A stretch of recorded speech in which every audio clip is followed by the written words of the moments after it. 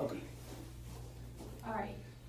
Please state your name and your position at the Family and Children's Place organization. Sure. J.T. Henderson, Director of Donor Communications and Stewardship. Okay. What does this organization do? Who do they primarily help?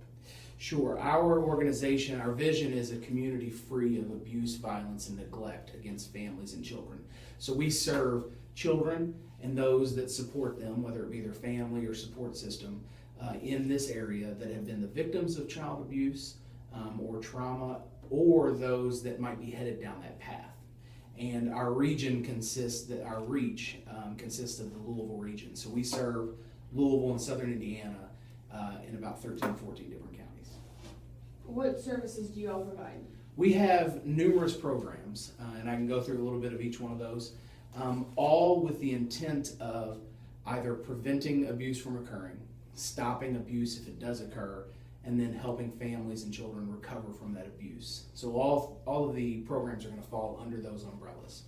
So we have our HANDS program, which is an intense program for first-time parents that help them set up their child's life for stability. Incidences of abuse are much higher in first-time parents because you don't really know what you're doing. And then when you add in a lot of stressors like economics and socioeconomics and things like that, domestic abuse, the proclivity for abuse is much higher. So we want to walk with that family for the first 2 years of that child's life to prevent abuse from happening. We have the CAC, which is the building that we'll go to next. That's the Child Advocacy Center. That is where any victim of child sexual assault in this region is brought for comprehensive services. So they're going to see our mental health counselors, forensic interviewers. We have a U of L pediatrician there. The LMPD Crimes Against Children unit, as well as the Commonwealth Attorney will be there, all gathered in one place to provide that child and their family the best services that they can get. We have some family and school services, which we partner and bring together a middle school student, their family, and the school administrators together to help set that child up for academic success as well as life success going forward. We have our PAL initiative, which focuses on the 7th Street corridor of Louisville, which is a highly drug-infused and alcohol-infused area. So we work with community partners in the neighborhoods of Park Hill, Algonquin, and Old Louisville to set up children to avoid substance abuse, drug abuse, alcohol abuse, domestic abuse, things like that. We also have our family stabilization program, which works to prevent homelessness for families that are either homeless or at the point of homelessness. Incidents of child abuse skyrockets in them because of the stressors involved in that. So we want to work in conjunction with local and national government to help those families find suitable housing so they can avoid some of those issues that lead to abuse. And then when and if abuse does happen, we have a broad-based counseling program that will work with children, work with family members, brothers, sisters, moms, dads, boyfriends, grandma, grandpa, to help that child recover from that abuse and hopefully to set that child up for success later in life.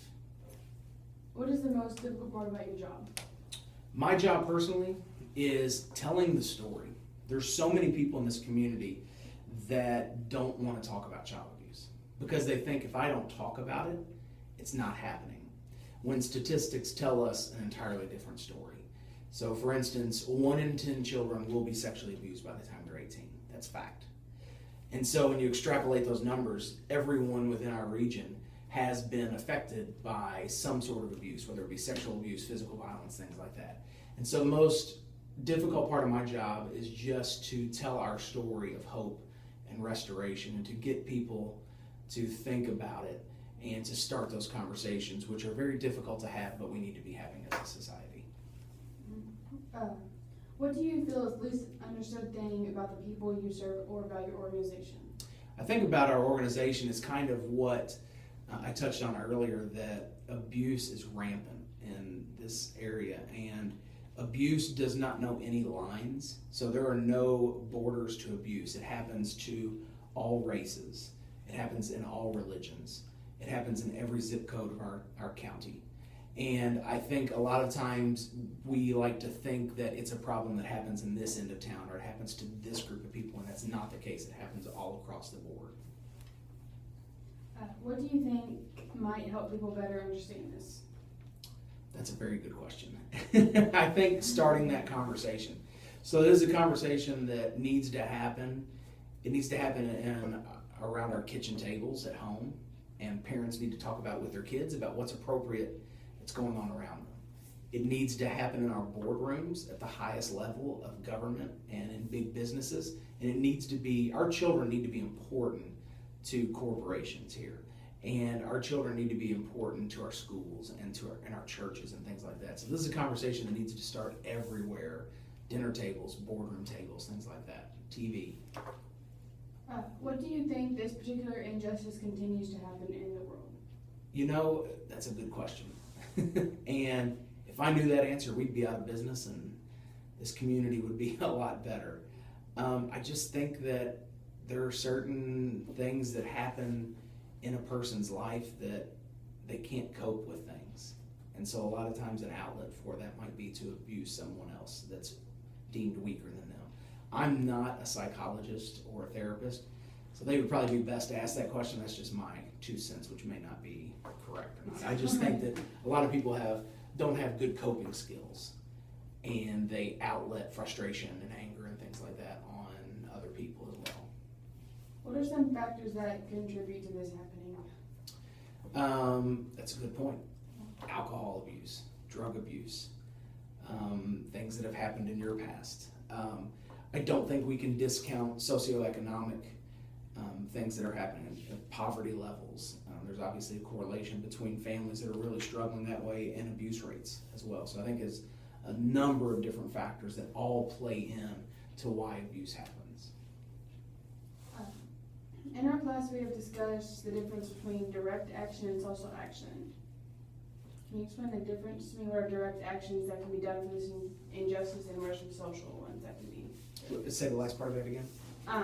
What are some social actions that can be done for this injustice and direct actions that can be done for this injustice? Well, direct action is if you see one of your friends, pardon me, and something bad is happening to them, stand up and say something and let them know.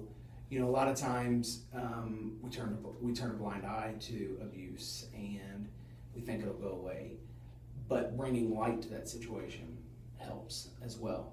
Socially, I think, like I said, we need to get past feeling weird about talking about the bad things that happens to our children. And we need to be okay with talking about those, and we need to be okay with sharing stories of hope. And yes, something bad happened to a child. What can we do from that moment forward to make it better for that child? And that's what we need to do socially. All right, thank you. Yeah, no problem. That That wasn't so bad. They have their social workers that are, like, this is their hub, and then they'll go out into the homes, come back here, put all their stuff in the computer, things like that, have team meetings and such. So, and then the same with our family stabilization, the homelessness initiative, that's here as well. So, like I said, $12 million campaign, built this building. This is a really cool, this makes a good picture. This is our donor wall from the campaign.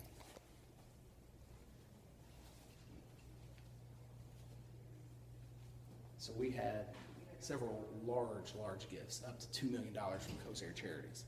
And you can really see that the community rallied around this project, and our center is a national model. And there's only a handful of centers like this and like the Child Advocacy Center in the United States. And this wall is just a testament to our community rallying around us and saying, yeah, this is important for our children. You know? So I'll show you the boardroom. It's a pretty cool spot.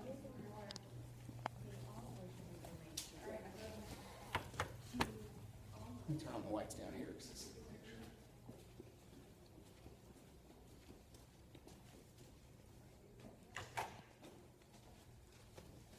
So this is our boardroom. We'll have large meetings. You know, our board comes in here and has their monthly meeting as well. But we also use this as a community room. And we see a lot of revitalization happening in the old Louisville neighborhood, and we want to be a hub of that. So we'll have community groups and action networks and stuff that will come in here and have meetings at night, during the day, things like that. And we really like that and cherish that community aspect of it. 40% female, 40% male.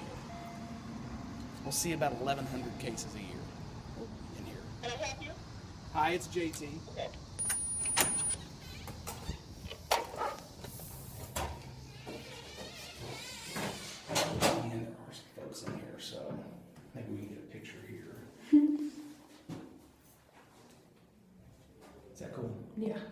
You're good. Okay.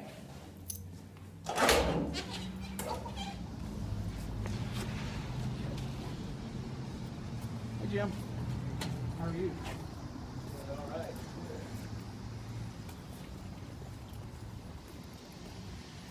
It's difficult to know when, because they schedule these sometimes in an emergent situation, so it's hard to